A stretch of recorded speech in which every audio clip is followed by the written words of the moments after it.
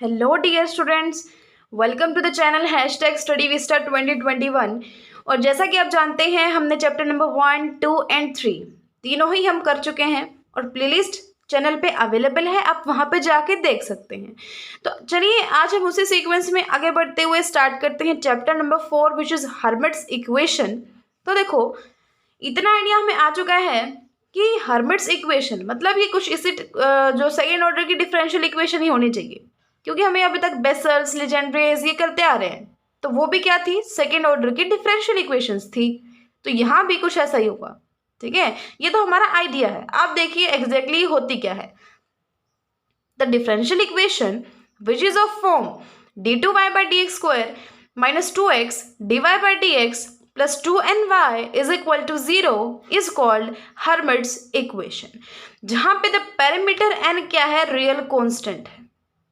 ठीक है, d2y/dx² minus 2x dy/dx plus 2ny is equal to 0. This is Hermite's equation.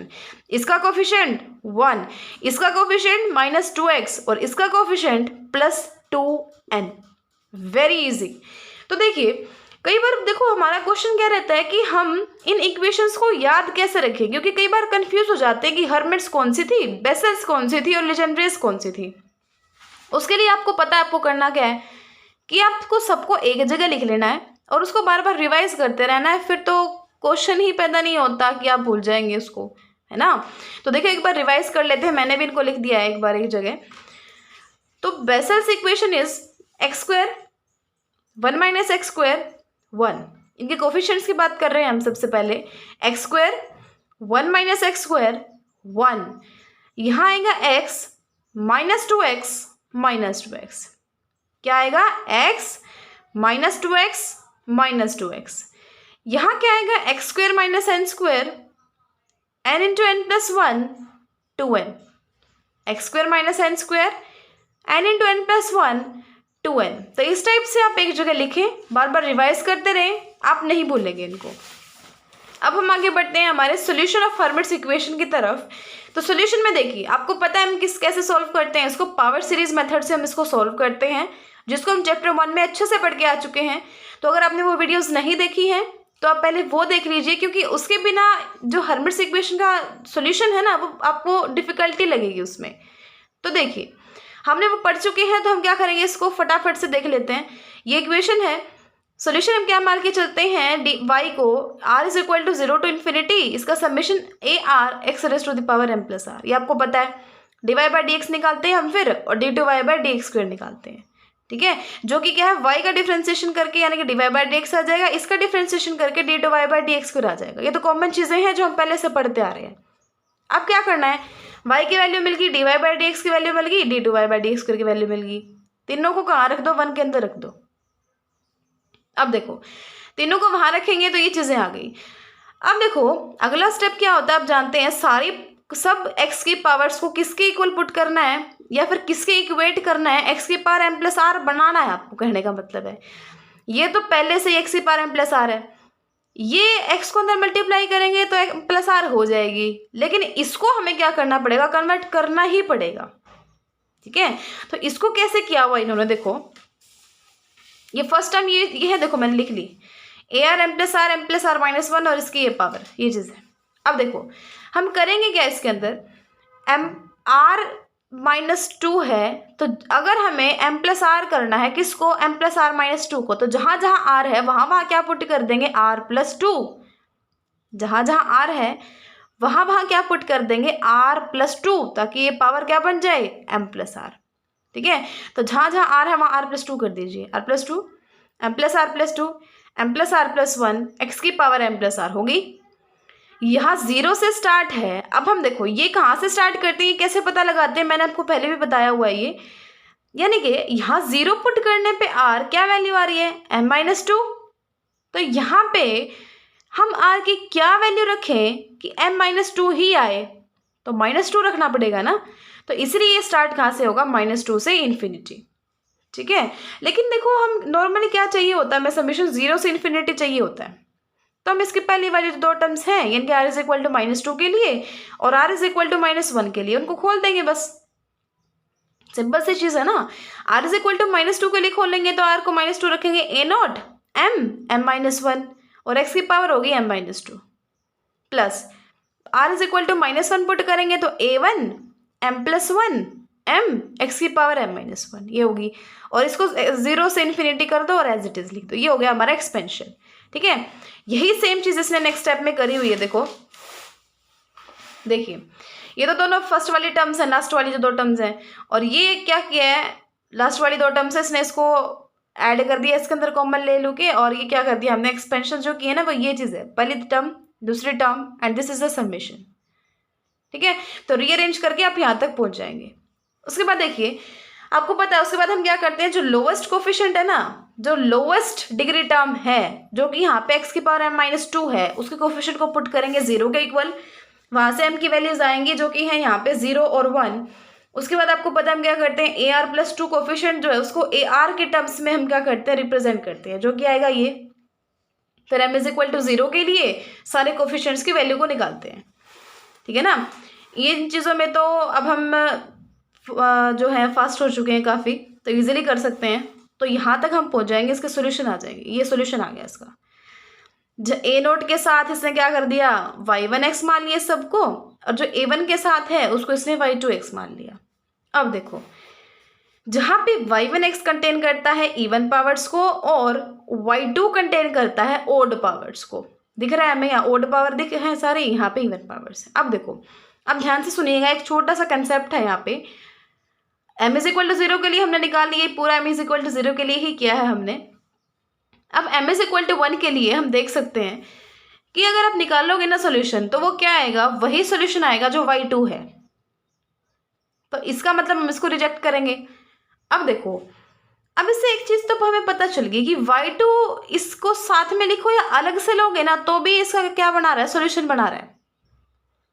यानी कि a1y2x क्या बना रहा है, सोल्यूशन बना रहा है, और ये पूरा भी सोल्यूशन बना रहा है। तो इसका मतलब a0y1 भी तो सोल्यूशन बनाएगा।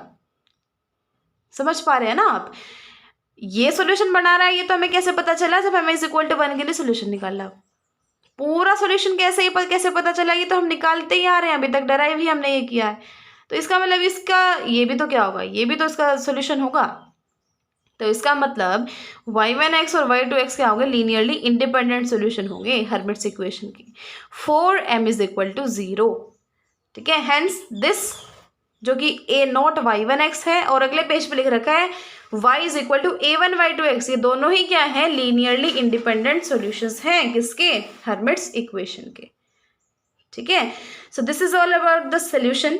अब हम चलते हैं हमारे हर्मिट्स पॉलिनोमियल के ऊपर। कहाँ चलते हैं, हर्मिट्स पॉलिनोमियल। हर्मिट्स पॉलिनोमियल में देखिए, सबसे पहले आपको क्या करना है, ये मान के चलना है कि n क्या है, कोई इवन इंटीजर है और a0 की ये वैल्यू है। ये आपको याद करना। देखिए सबसे पहले क्या, n क्या है, कोई इवन इंटीजर है और a0 की हमारे पास ये वैल्यू है क्या, -1 की पावर n/2, n का फैक्टोरियल और n/2 का फैक्टोरियल। -1 की पावर n/2, n का फैक्टोरियल डिवाइडेड बाय n/2 का फैक्टोरियल। ये तो है a0 की वैल्यू, और n क्या लेना है, हमने इवन इंटीजर लेना है। ठीक है, तो उसके बाद एक शॉर्ट में बता देती हूँ हमने करना क्या है। हम x की पावर n का कोफिशिएंट निकालेंगे, फिर x की पावर n-2 का कोफिशिएंट निकालेंगे, फिर जनरलाइज कर देंगे, x की पावर n-4 का कोफिशिएंट ये होगा, और फिर उनकी वैल्यूज पुट कर देंगे, वो हमारा क्या आ जाएगा, हर्मिट्स पॉलिनोमियल आ जाएगा। ठीक है, यानी कि इन शॉर्ट आपको अभी ये करना है। तो सबसे पहले आपको कोफिशिएंट चाहिए होगा ना x की पावर n का, वो निकाल लेंगे हम पीछे इक्वेशन से, यहाँ से। ठीक है ना, अब एक बात बताइए, यहाँ पे ये जो कोफिशिएंट है ये किसका है, x की पावर 2k का कोफिशिएंट है। ठीक है, हमें किसका कोफिशिएंट चाहिए, x की पावर n का कोफिशिएंट चाहिए। तो जहाँ जहाँ 2k है वहाँ वहाँ अगर हम n कर देते हैं तो ये कोफिशिएंट किसका मिल जाएगा हमें, x की पावर n का। ठीक है ना, तो जहाँ जहाँ k है वहाँ वहाँ क्या कर दो, n/2।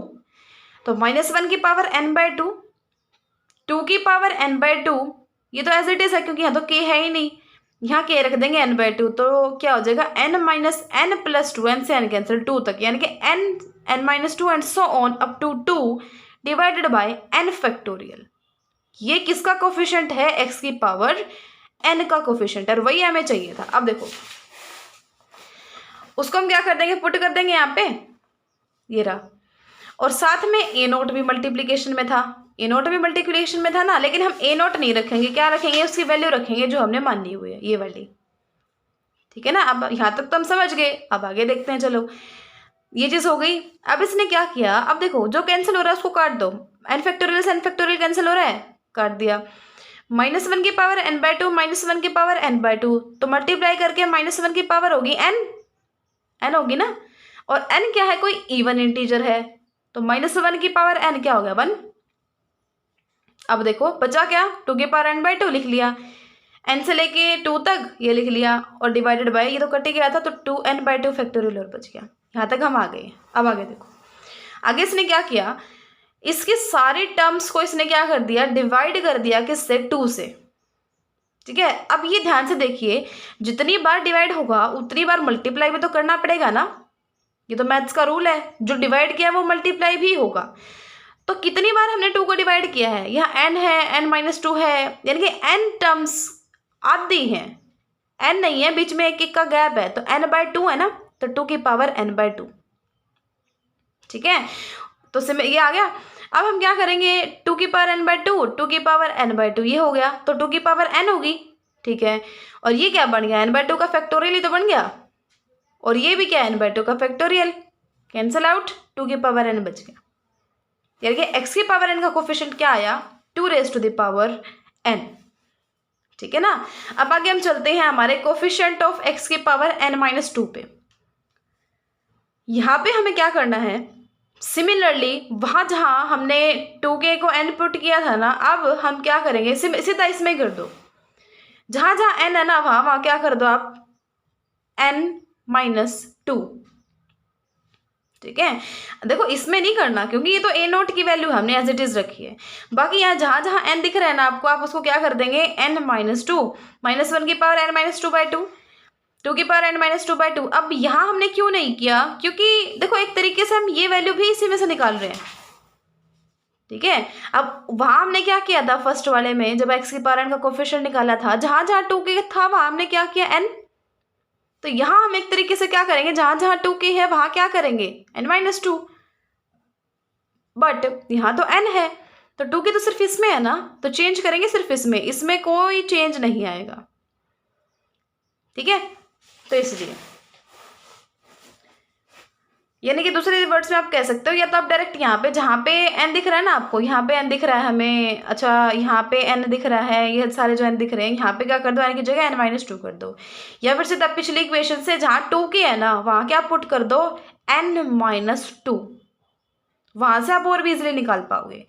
यहाँ तक हम पहुँच जाएंगे, बस वही प्रोसीजर अब अप्लाई करना आपको उसी तरीके से जैसे पहले किया था।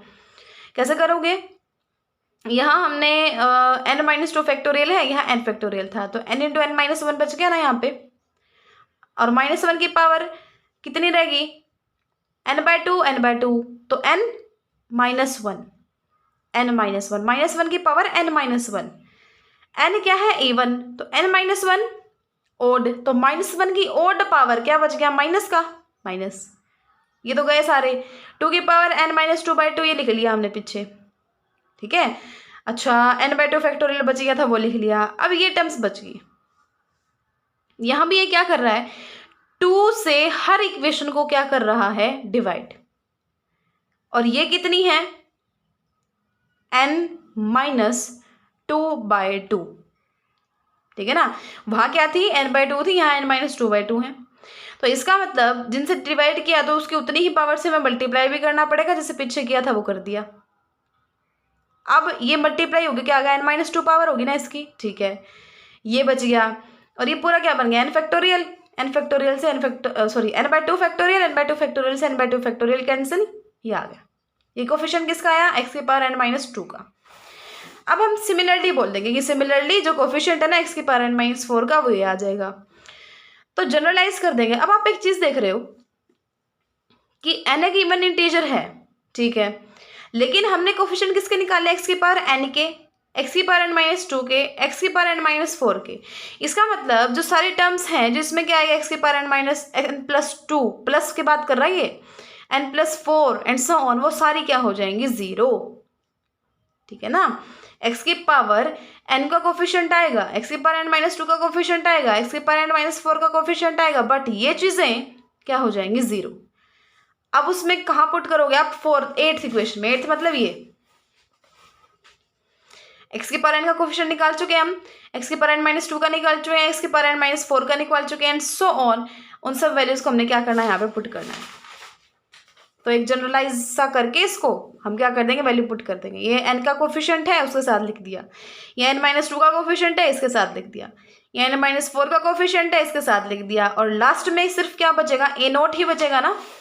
a नोट ही था स्टार्टिंग में, तो a नोट, और a नोट की वैल्यू हमने ये माननी थी यहाँ पे, तो a नोट। अब देखो, writing it in reverse order, इसको उल्टे ऑर्डर में लिख लो। उल्टे मतलब जो लास्ट टर्म उसको पहले, फिर ये और फिर लास्ट में ये मतलब है यहाँ पे रिवर्स ऑर्डर का। ठीक है, तो ये हमारा क्या बन गया अब, हर्मिट्स पॉलिनोमियल। और इसको हम डिनोट कैसे करते हैं, HNX से। ठीक है, अब देखो, अब आप सोचोगे क्या हमें इतनी बड़ी याद करनी पड़ेगी, नहीं, कोई ज़रूरत नहीं इतनी बड़ी याद करने की। हम इसको समेशन की फॉर्म में याद करेंगे, जो कि देखो इस आर्टिकल में दिया हुआ है। कैसे याद करेंगे, HNX किसके इक्वल हो जाएगा, summation r is equal to 0 to n/2।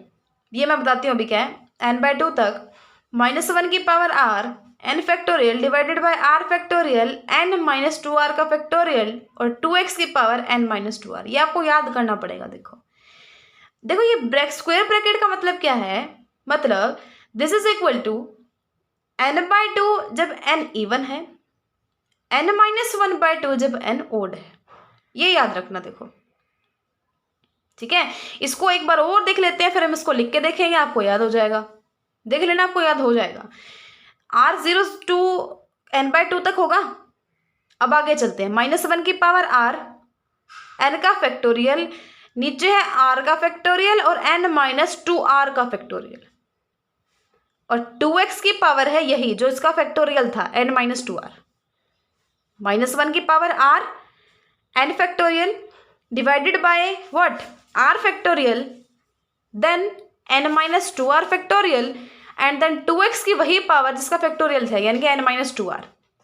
ठीक है, यानी कि क्या है, देखो HNX is equal to summation कहाँ से कहाँ तक था, r इज इक्वल टू 0 से लेके कहाँ तक था, n/2 तक था। ठीक है ना, आई होप आप बोल रहे होंगे वीडियो देखते देखते, क्योंकि आपको याद हो चुकी है। -1 की पावर r n का फैक्टोरियल डिवाइडेड बाय r का फैक्टोरियल n माइनस 2r का फैक्टोरियल, और 2x की पावर कितनी थी, उतनी ही जितका फैक्टोरियल है, तो 2x की पावर n माइनस 2r। ठीक है, और जहां पे n/2 क्या है, n/2 है अगर n इवन है, ओड है तो इसकी पावर क्या हो जाएगी, n माइनस 1/2। ये चीजें हैं। ठीक है, अब इसने एक रिजल्ट दे दिया कि HN माइनस x का निकालोगे ना, इसमें पुट करके भी देख लेना बेशक, तो वो -1 की पावर n बाहर आ जाएगी और एज इट इज HNX आ जाएगा, क्योंकि हर किसी भी जगह देखो x तो है ही नहीं, एक ही जगह है। ठीक है, तो इसकी पावर क्या आ जाएगी, बाहर आ जाएगी फिर। ठीक है, -1 की पावर n क्या आ जाएगी, बाहर आ जाएगी। अब देखो हर्मिट्स पॉलिनोमियल फॉर, अब इसको follows from this is a even function, so for even n and odd function for x for odd n। ये चीज याद रखिएगा कि HNX इवन फंक्शन होगा अगर n इवन है। इस केस में ये कौन सा फंक्शन है, इवन फंक्शन। इवन है तो इवन फंक्शन, ओड है तो ओड फंक्शन। ये चीज भी आपको याद रखनी है, एक ये रिजल्ट याद रखना है। अब देखो हर्मिट्स पॉलिनोमियल, ये है लास्ट आर्टिकल हमारे इस लेक्चर का। उसके बाद नेक्स्ट आर्टिकल्स हम नेक्स्ट लेक्चर में डिस्कस करेंगे। देखिए बस इसमें भी कुछ नहीं करना, ये आपके पास, आपको ये तो याद हो गया ना। अब इनकी वैल्यूज रख रख के H0x, H1x, H2x ये सब निकालने हैं। ये है हमारा ये आर्टिकल। देखो H0x निकालने के लिए इनको 0 पुट करना पड़ेगा। अब 0 क्या है, इवन है। इवन है तो इसका मतलब r is equal to 0 to कहाँ होता है, n/2 तक, जो कि क्या है 0, तो 0 से 0, -1 की power r 0 factorial, r factorial n 0 था तो -2r factorial, and 2x raise to the power -2r, ये बच गया। अब देखो r is equal to 0, R zero है, ज़ीरो ही तो है क्योंकि आर ज़ीरो से ज़ीरो जा रहा है, तो आर क्या है, ज़ीरो है। जहाँ आर है वहाँ ज़ीरो पुट कर दो तो सीधा 1 ही आ गई, ठीक है ना। अब देखो n इज इक्वल टू 1 के लिए हम पुट करेंगे h1x इज इक्वल टू, जहाँ n है वहाँ 1 पुट कर दो, और r ये 0 से 0 जा रहा है। क्यों जा रहा है 0 से 0? क्योंकि ये क्या है, ओड है। ओड है तो 1 माइनस 1/2 0 हो गया ना, n/2 की वैल्यू। तो 0 से n/2 तक लेते हैं, जो हो गया 0। तो इसका मतलब ये चीज़ आ गई। फिर आप क्या करोगे, r को 0 पुट करोगे, r को 0 पुट करोगे तो आ गया 2x, तो 1 2x। एंड सिमिलरली अब बाकी सारे निकाल लेना, 4x² माइनस 2 आ जाएगा, 8x³ माइनस 12x आ जाएगा, एंड 4 के लिए आ जाएगा 16x⁴ minus 48x² plus 12 and so on. ये सारी क्या आ जाएंगी, वैल्यूज आ जाएंगी, ठीक है। सो जनरेटिंग फंक्शन जो है वो हम नेक्स्ट लेक्चर में डिस्कस करेंगे। ये कर लिए हैं हमने 5 आर्टिकल्स। सो अगर आपको अच्छा लगा तो लाइक करें, शेयर करें और सब्सक्राइब ज़रूर करें चैनल को, ताकि आपको नोटिफिकेशंस मिलती रहें जब भी वीडियो डाले जाए। So keep learning and thanks for watching.